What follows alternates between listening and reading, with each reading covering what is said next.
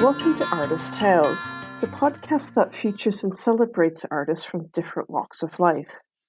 I'm your host, Heather Martin, and in this episode, I'm speaking with Lisa Price, who's an artist and painter based in London, England. Welcome, Lisa. Hi, nice to speak to you. So tell me a little bit more about yourself and your artwork. So I trained as an artist at university, studied fine art and graduated back in 2008. And since then I've been doing, since I left university, I did a lot of freelance work, worked for some charities, doing lots of workshops in schools and mural paintings. And then more recently, I've opened a studio in Haringey, North London, where I live. For 4 years, I had that studio. And I was running art classes for kids and adults and also working on my own artwork at the same time. And then during lockdown, I had to kind of rethink how I was teaching and how I could also work still with the children, but also do my own work. And I had to do online stuff. And then also it freed up a lot of time for me. So I was able to sort of focus on my artwork a lot more than I was in the past, just because of circumstances. And although I still do some art tutoring now, my main focus is my own artwork. So I guess for the past sort of 2.5 years, I've been focusing more on my own practice. And a lot has happened during that time, really, in my practice and how I've been working. So a lot of changes have happened, which have all been great and amazing. And I'm really enjoying what I'm creating. And yeah, I've learned a lot during the last couple of years, and it's been really interesting. And actually just recently moved studios. So now I'm in a smaller studio, still in North London. So I'm not actually able to even do like big classes of teaching anymore because my studio is much smaller. So now I'm really focusing on my own practice and trying to develop how I'm working. And what sort of painting do you do?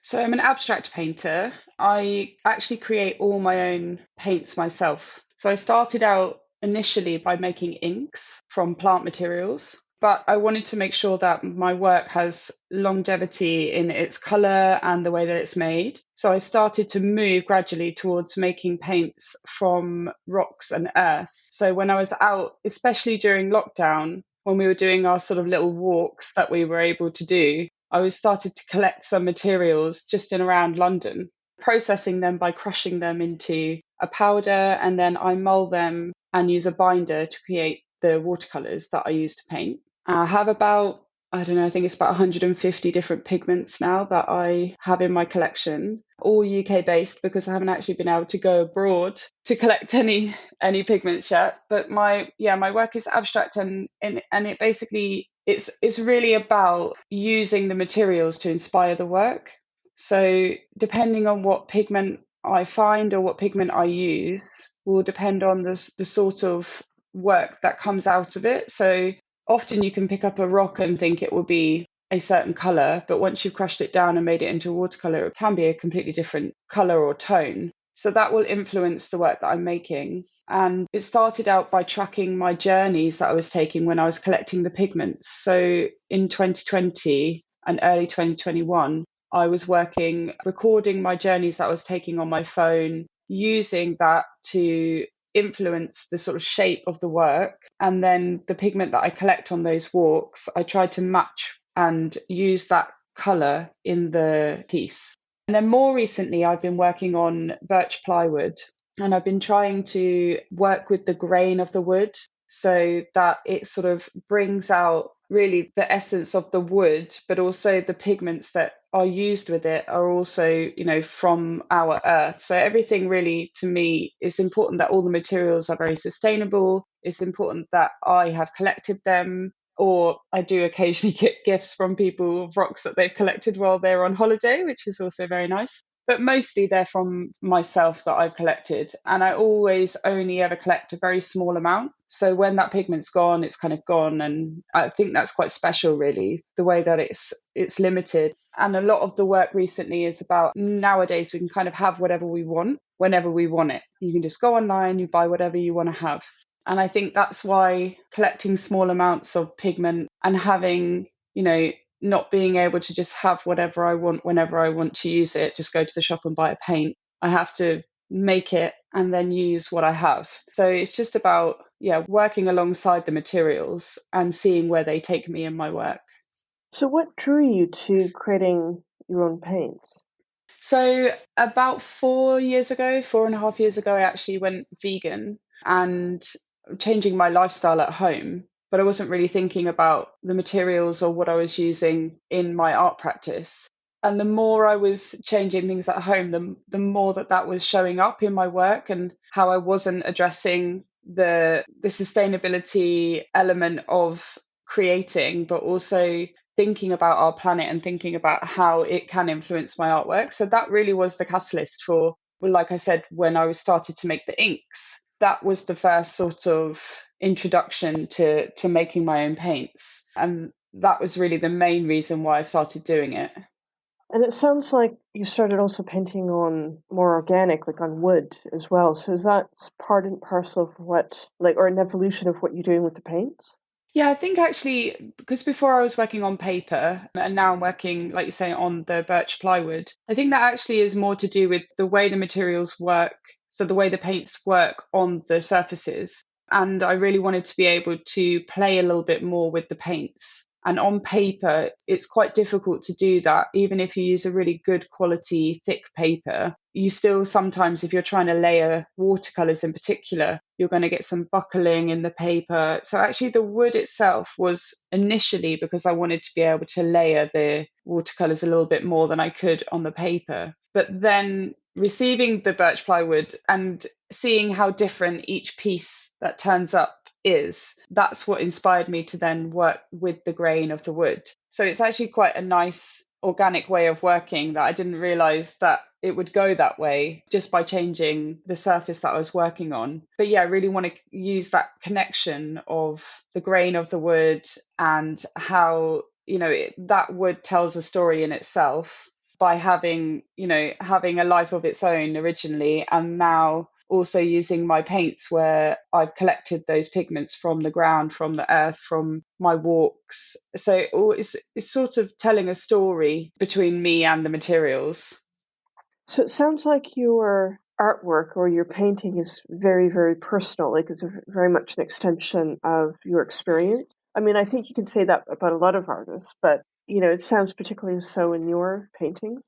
Yeah, and it hasn't, I guess it hasn't always been that way for me, for my work. But actually, the more that I paint and the more that I am spending time creating, I think it's really important that actually it comes from me. It comes from how I feel, it comes from my thought processes, it comes from my beliefs. And also, it's really important, more so for me now, to sort of try to be able to tell a story about sustainability, but also about how we treat our planet, but in a nice way. Like a lot of artists that are trying to tell quite a serious story, maybe their work is a little bit harsher, or they want to hit a nerve and they want people to sort of sit up and have a look. But actually, personally, that's not really the way that I would like to speak to people about these issues that I find very important to me. And everybody is entitled to have their own opinion on how they feel about things, and I don't think anything should be forced on anybody. And I think that my work, because it's very subtle and it's quite delicate,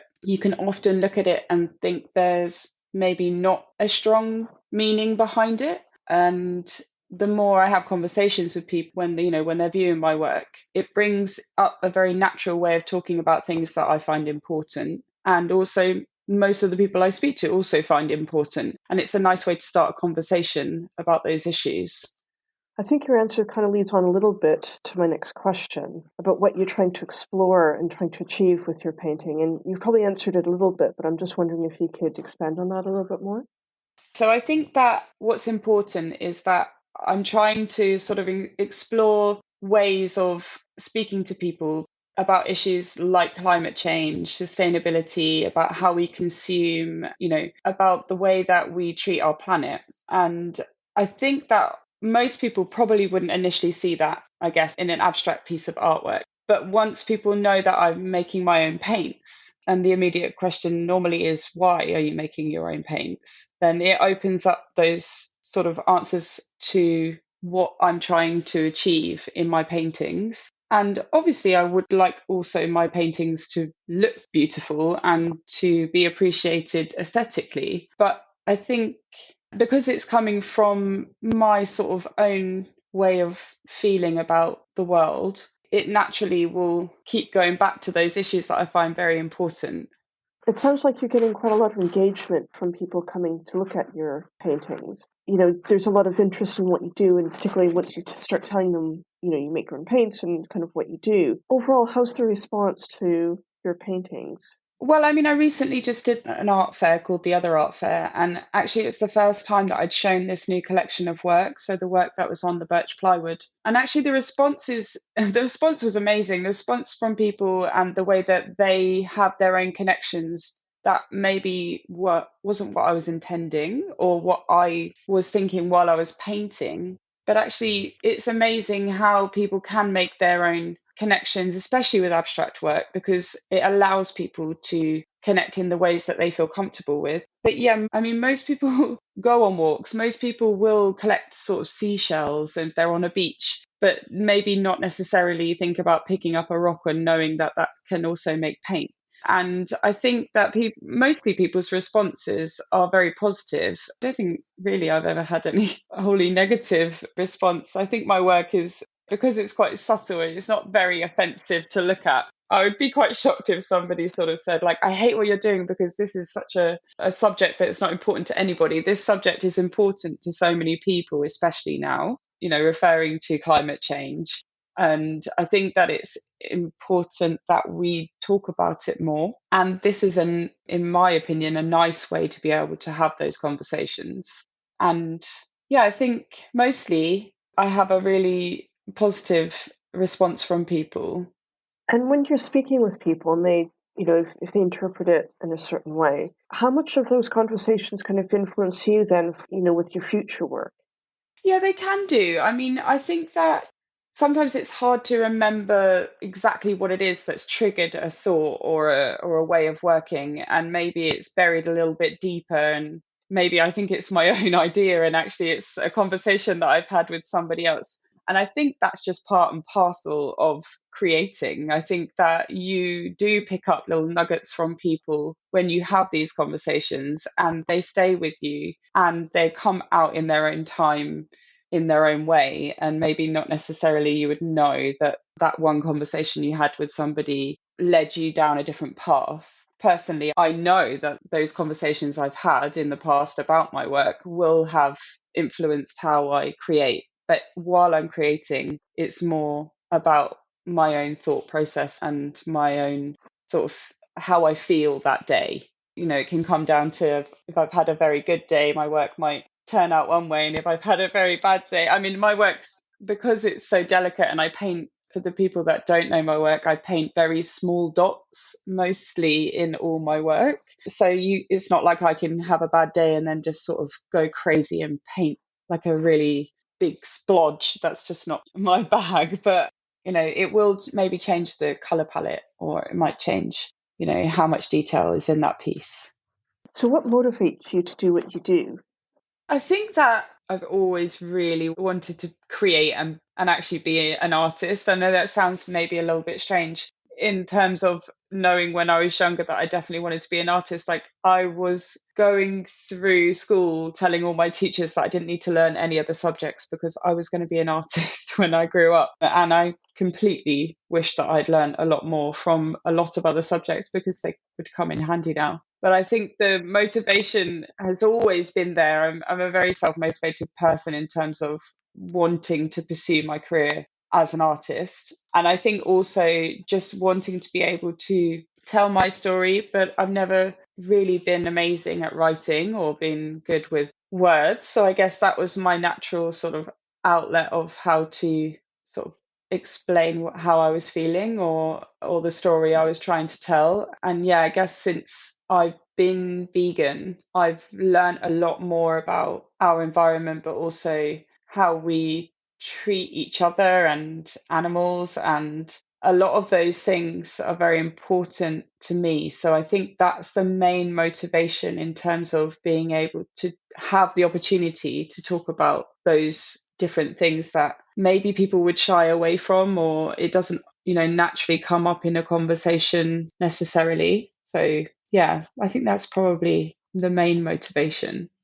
And what are your influences on your painting and your artwork? I mean, you mentioned the veganism, but are there other kind of influences that you have?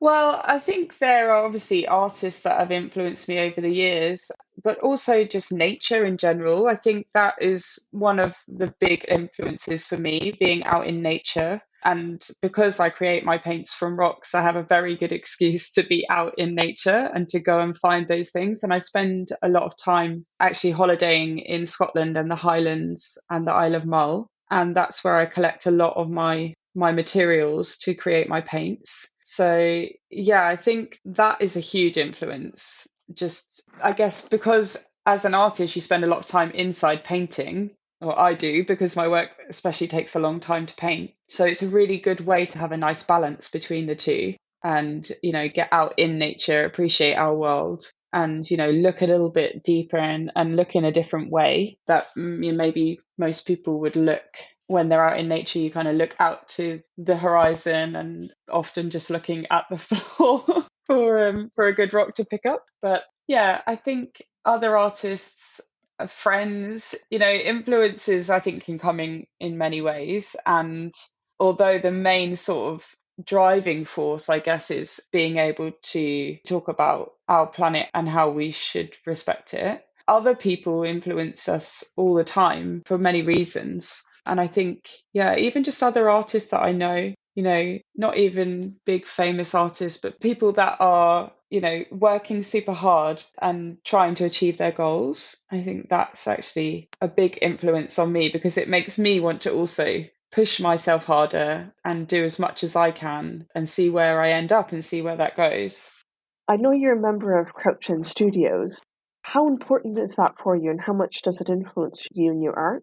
So actually, I'm part of Crouch and Open Studios and also another artist organisation called Art Can, and they have both been hugely influential, but also really inspirational because you are surrounded by such a huge creative kind of group of people in so many different ways. I have my own way of working, but when you're with these artist groups like Crouch and Open Studios and Art Can, you're able to connect with artists that are working in completely different ways to yourself, sculptors or installation artists, photographers, and they definitely influence me, but also support me. And we try to support each other. And I think that's really important because I do think there's this, not always, but can be in the art world, this sort of competitive, like, I'm going to do this before this person, or I'm not going to help them because that might not then help me. Whereas I think completely the opposite way. Like, I really feel like if we help each other and we offer up opportunities to other people, in your artist circle or group, then that will come back for you. So I recently set up on my Instagram account, I recently made a guide that you can make, which is basically an open call guide to sort of help other artists to find exhibitions and open calls to exhibit in. And I often look for free ones because there's lots and lots of open calls that charge artists to apply to. And personally, I don't feel like that's the right way to do it. And so I'm actively looking for open calls that are free, but also I had this folder on my phone of all these open calls that I wanted to apply for. And then I had artist friends, messaging me privately, sort of saying, do you know if there are any good exhibitions coming up that I can apply to? And I thought, well, why am I sitting on this? Why am I keeping this to myself? Like, being able to be in these sort of groups and share with each other, I think that just opens you up to many more opportunities than keeping everything, close to your chest and not sharing. I'm a photographer and I'm part of London-based photography group, and I find the same where I find it quite good in terms of I say networking, and that's very business-like, but Yeah. it's kind of seeing what other people do. You get encouragement to, do things, and I tend to be quite shy about my photography, my artwork, and, get that bit of encouragement, I think has been really quite helpful. Yeah. So yeah, no, I do like those groups as well, and probably have in some ways, a similar experience as you do. But what sort of challenges have you faced? I mean, obviously there's been COVID, and I think like a lot of people, it's kind of thrown a lot of people, most people sideways. But I'm just wondering, challenges generally, whether it's COVID or not, or other things that any other challenges you face? Yeah, I mean, I guess most recently, losing my studio that I had was a big challenge for me. So I had, as I explained, I had a business where I was teaching, and that was, the bulk of my income at the time. And then the landlord decided he wanted to make my studio a flat, which because it used to be an old shop. So I had this beautiful big window, and I was in a very lovely community where everybody was super supportive. And then, sort of within a month, I had to move. So, the most recent challenges have been just to sort of readjust and find my feet again, moving to a brand new studio. I completely had to stop my business that had been going very well for the past sort of 4.5 years, which I set up from scratch on my own. And yeah, that was a huge challenge recently, because it means it's important to everybody, but it means my finances are different. So where my energy is going, where I feel like it should be going into my artwork, sometimes it's more worrying about the bills or things that you don't, which everybody has to care about and everybody has to think about, but it puts more pressure on my artwork than I really want it to have. I don't want to feel like my artwork should provide for me, when if you're putting all that pressure on, then it sort of stifles your creativity. So it's finding now a new balance between it. But I think also just challenges generally in the art world. I've found most recently that I feel like a lot, as I was saying, a lot of the open calls, I feel like they're not set up to help artists thrive. I feel like they are set up to help that particular gallery or business thrive. And there are very few gallerists or organizations that I've found that are really looking out for the artists and trying to lift them up and create, and give that artist that platform in a way that they deserve. And yeah, the challenge for me is finding the sort of the exhibitions I want to be part of, or finding the ones that I feel suit my own values, as well as finding the exhibitions that also give you a good platform and give you that space to show your work. So I think that's why recently I did the other art fair, because it meant that I could put my work out to lots of people all at once. And I think where I would like to go this year is to kind of create some exhibitions of my own and not rely on other organizations or other galleries to find me, or me sort of seek them out and hope that I get into their exhibition. I think that we can all, as creatives, make scenarios happen for ourselves. And that's what I'm planning to do this year. Set up a few shows of my own to try and kind of get past some of those challenges where, you want to show your work and you want people to be able to see it, because that's, the point for me is to be able to allow people to see what I've been creating. So hopefully that will be a hurdle that I can get over this year. And how do you envision you doing that? How do you envision kind of, having shows? So I'm always looking for spaces that either are already galleries and are looking to have artists in there, or maybe spaces that aren't necessarily usually used for gallery spaces, and doing a few little pop-up shows. I have curated a show in the past, and I did that actually with ArtCan, and they are very supportive. And I think I'll probably be doing another show with them this year with a gallery that I went to visit a couple of weeks ago in Hackney. And yeah, I think it's more about not necessarily networking, but meeting people, having conversations with people, being quite open, and seeing if they kind of are on your wavelength, and maybe they are also interested in you using their space. I think there's plenty of opportunities. You've just really got to look hard for them. And yeah, I think that it's possible to sort of put on these shows. And it's nice to see other artists doing the same thing as well, because a couple of friends recently have let me know about shows that they're putting on that they have set up themselves and doing a small pop-up, and they're doing it locally, and they're doing it in a shop that used to be, I don't know, a tile shop, and they're in between having tenants. These are great opportunities to just put on a show for the weekend and see who turns up, see who sees your work. So yeah, I think it's about having those conversations with other people, with artists, with friends, with family, with whoever you're talking to. If you are telling people you're looking for a space, more often than not, somebody will know somewhere that you could probably use. And it sounds like it's a very organic way of doing it rather than I'm going to go to a gallery, it's a bit more, which is perhaps a bit more established. I think that's the nice way to do it, though. And I feel like the different spaces that might come up through that sort of organic process, they might be a little bit more interesting. They might be a little bit quirkier. They might not allow certain work, but then makes the curation of a show more interesting because you might need to have more sculptors than, 2D work. So, yeah, I think sometimes, and also as a viewer of artwork too, it's nice to be in a space that isn't necessarily just four white walls. It's nice to be in a space that maybe has a story of its own, or it's had a past life, and it doesn't feel like you're just walking. And they're quite intimidating.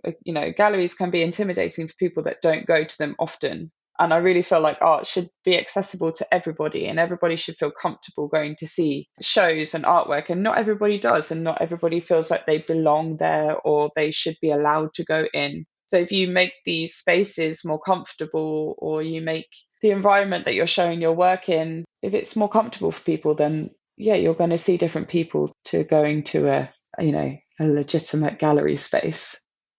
Yeah. And I struggle with the word legitimate gallery Yeah. space because well, not probably, I do agree with you. I like the more accessible art rather than, kind of the stuffy. Yeah, and don't get me wrong, I really love all these, beautiful big gallery spaces, that they're there for a reason and they show the work off really well. But also there's something quite special about being in a space that maybe wasn't made to show work, and you kind of work around the environment. I think different venues have its place, and its audience. Yeah, exactly. You have kind of answered my last question a little bit, actually, of, what's next. So, you've already said what's next for the next year, but, past this year, where do you see yourself going? Because certainly you've mentioned that, you've had to change studios, your COVID has kind of thrown things off course in terms of teaching, that sort of thing. Are you able to say, or do you have a sense of where things are going, or is it still fairly early days yet? Yeah, I mean, I think that I know I probably won't be in London forever. And I think that exploring different areas of the UK to live in is a possibility. And being closer to Scotland probably is where we spend a lot of time there. And it's a very peaceful and relaxing place to be. So, probably in, I don't know for sure how long, but I would imagine that's somewhere where I might end up being. I would love to have a big studio in a big garden somewhere. That would be a lovely place to create. Have a studio at the end of the garden where I'm surrounded by the woods and nature would be awesome. But I guess, yeah, just right now it's just seeing how things are progressing on their own. And I'm a bit of a believer in everything happens for a reason. And I might have lost the studio I thought I loved, but maybe being in the new studio will open up doors to different opportunities. So, yeah, I kind of just one step at a time for now. I have got a couple of I have a show on now. I have the Crouch and Open Studios, which is in September. I also have with the new studio that is called Collage Arts. They have an open studio that's in October. I'm going to be putting my work in a show in the Netherlands in November. So a lot of the stuff is towards the end of the year. Maybe might be doing the other art fair in July. And just recently found out that I have one of my paintings shortlisted for the RA. So fingers crossed, I might have a piece in the Royal Academy summer exhibition, maybe. So that would be very cool.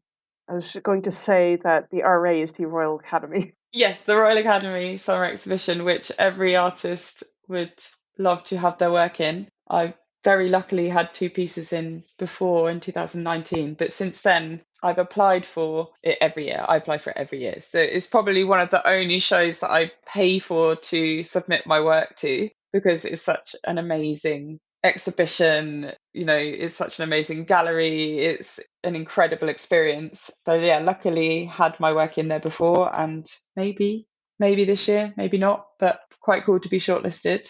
Congratulations. Thank you. Well, thank you. This has been such a lovely conversation. So thank you, Lisa. Thank you so much. And I've really, really enjoyed speaking with you, and it's been such a pleasure. So thank you for having me.